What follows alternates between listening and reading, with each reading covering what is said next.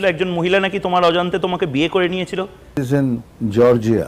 জর্জিয়াতে, মানে এটা হয়েছে? জর্জিয়াতে শুটিং করতে গেছি, তো ওখানে একজন আমাকে টিভি ক্রু খুঁজছে। দেখুন এখানে একজন ডাক্তার আছেন, খুব নামি ডাক্তার, ভেরি পপুলার মহিলা, তিনি আপনার সব থেকে বিগেস্ট ফ্যান, আর ওনার ইচ্ছা আপনি একবার ওনার বাড়িতে যান।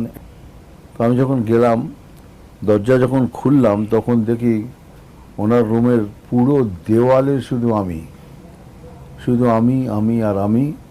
তারপরে একটা জায়গায় জিসাস ক্রাইস্টের মন্দির, আর ঠিক তার পাশে আমার ফটো। তো উনি বেরিয়ে এলেন, বয়সও হয়ে গেছিলেন তখন ওনার, আমাকে প্রণাম করলেন এবং আমাকে যেটা বললেন, বলো আমার বিয়ে হয়েছিল 30 বছরের কাছাকাছি, বা 36 আমার ডিভোর্স হয়ে যায়, কিন্তু তারপরে আমি আর বিয়ে করিনি, আমি বিয়ে করেছি আপনাকে।